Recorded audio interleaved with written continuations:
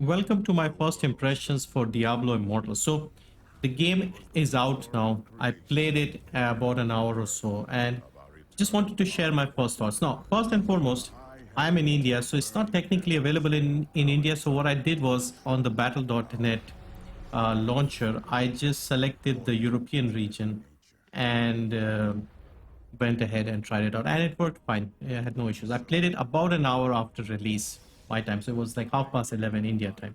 It starts off with this cutscene, like the intro, a very dark intro, and then you get this grinning chap as the main guy. Now the controls were instantly from mobile. It is, of course, an open beta, and it did feel like a mobile game. The graphics did not seem that sharp and crisp, and you can see it says tap to play and things like that. So I was just exploring the different settings. So you instantly, when you tap or just click somewhere, it takes you into the character select. So once you start, you get all the different classes. So you have the wizard, for example, you have the barbarian. Both classes will have a male and a female. You have the demon hunter, the monk, crusader, and the necromancer. Now I'm used to playing the demon hunter, so I decided to go with the demon hunter. And then you just create your character, customize. Not a lot of options for customization. I just went with the default. I usually just press randomize and just go with that. Now you don't get a lot of settings options at the start. I couldn't see the settings. Once you get into the game, it does show you. The first cutscene is the guy taking you to with a boat somewhere to Wortham, basically. And you make your way towards Wortham because there's some demons and stuff like that. So this part is like the basic tutorial section. You just, follow the footsteps on the ground. You encounter a few zombie type creatures, arisen, undead, I guess. And the game slowly introduces you to the mechanics. Now, my first thing that I noticed here was you can get into the settings here, and I explored the settings, reduce the volume. Controls, you have minimap, you have frame rate. I did not see an FOV setting anywhere because I felt the character was too zoomed in. I wanted to just zoom out a little bit. I selected everything on the highest. So what you're seeing here is everything on the highest settings available. And it is fine. It still doesn't look like a PC game. It still looks like a mobile game, but it was running on the highest settings and it looked decent once again for a mobile game. Graphically, you can see here, it's not bad. It's not bad. If they just zoom it out a little bit and maybe add a bit of sharpness, it wouldn't look bad. The voice acting is all right. I like that. It's good. It's not cheesy or anything. The AI felt a little dumb, to be honest, in some places. But again, it was maybe the first tutorial section, so they made it easier. I did not die once. I killed the first main boss and everything, and I had no issues. First try. In fact, I think I only needed the health potion once. So yeah, basically it looks decent. You get introduced to the main early stage boss, I guess, this woman here. You fight them and you just move. As you move further along, you get introduced to the different options, your buttons, 1, 2, 3 different what's the word, skills. And yeah, it's pretty much Diablo. Nothing feels different here, and so far I was enjoying myself. It was fine. Like I said, the only issue I had was the character was just too close and we couldn't sort of scale in and out, or I wish the FOV was a little wider. You get some brief cutscenes. You talk to NPCs. You there. What's your purpose, stranger? I received word that Wortham had been attacked. The mayor requisitioned aid. What can I do to help? The mayor? Akarat bless that man's soul. So you talk to this chap. He tells you to go help them out, and you do that, kill the creatures, go to the cave, or more creatures to kill.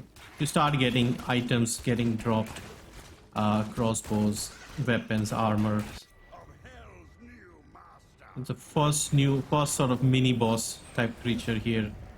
Killed him quite easily, as you can see here. Interact with objects and you free one of the guys that was captured, who turns out to be the blacksmith. You always rescue somebody useful at the start. So you talk to him. Yes, I think so. Wait!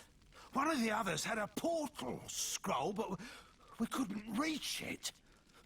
There it is!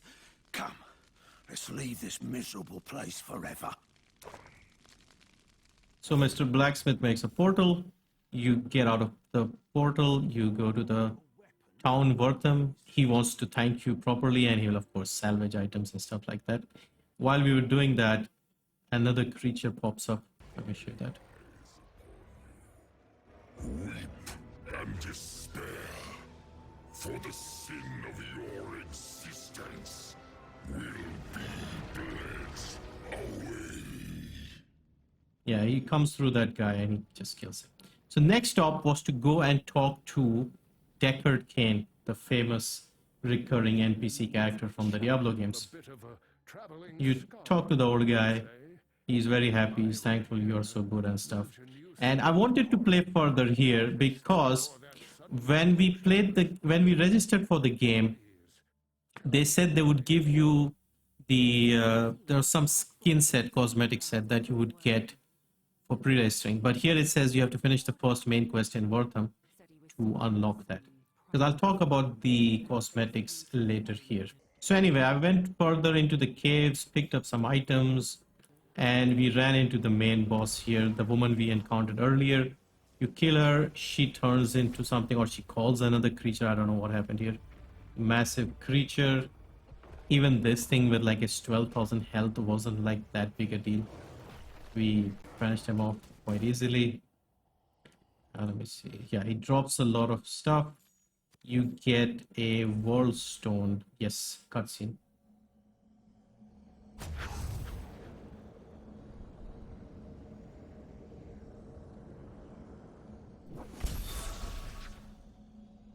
A shard of the world stone. It smells of demon kind. All right, so after this, I thought I'll just go back. We have to go back and talk to Deckard Cain. We talk to Deckard Cain, blah, blah, blah. More stuff happens. Another portal opens. Another chap comes through, tells something. Needs help in another part of the map to get another piece of the shard, etc., etc. Now, once you do that, you get the map. It's on his desk. This gives you the mini map. Yeah, as soon as you walk here, you complete the first chapter. And you get your daily login rewards and stuff like that. So this is the part we wanted to chat to. And now you can see the other players in the game as well. So here, you can see they have introduced some bundles. You get a free daily reward, some coins and stuff. So 5,000 coins and 20 something else, I don't know. It says you gained eternal orbs, but I did not see any orbs here. There were some value packs and stuff, but there was nothing else there. Now, on to the elephant in the room. You have some skins here, and you can see here these skins are like 1,000 each, and you get the set, which is like 1,500 orbs. But the orbs themselves are quite expensive. So you can see here these skins, they're like 1,000. You do get one skin. So this is the skin that you get for pre-registering, the Horadric Legacy. Once you get that, that is the skin that you got for pre-registering the game, this one here with the mask and stuff. And it looks pretty decent for a pre-item. And you have a couple more skins that you can, buy, unlock with money. And like I said, 1650 and stuff. So quite expensive. So here is the screen here. So this is what I wanted to show you. The orbs here, they are $1, 60 for $1. You get a little discount when you buy for $5. You get 300 plus 15 and so on. Now, like I showed you, the skin was 1,000, meaning that is a lot of money. 15, 6, 17 roughly. Even 15 wouldn't be enough because you'd be just short. So about $16, $17 worth for skin, which is similar to basically Apex Legends, for example. So what I'll do is I'll play and try to finish the game, the main campaign at least.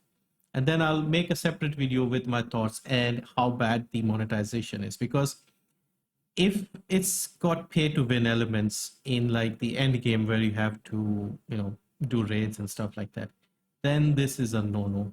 But if you can at least finish the campaign without having to resort to, pulling out your credit card, then I don't think it's such a bad idea. I mean, people like me, I can just play the game once. That's why I picked the Demon Hunter class, because I play Demon Hunter. I wanted to play it once, and if I don't feel like playing again, that's it for me. I'm done, one and done. Can we play this without spending money? So that's the next question. So far, I like it. I think it's decent if you ignore the money spending part, and if you can play it without doing that. But yeah, they want you to spend money, and it is quite expensive. It's not a bad game. I don't have a decent enough mobile. Otherwise, I would have tried it on mobile, because this, I think, definitely shines on mobile. It's, I think, definitely going to look much better on your small screen. Even on PC here, it doesn't look too bad. Of course, it has that slight feel of a mobile game with the controls and just the way it looks. But it's not bad. It's pretty good. It's almost there. You can almost, call it a PC game if they just tune a few more things to make it feel like a PC game. But anyway, hopefully this was useful. Let me know what you think, and see you in the next one.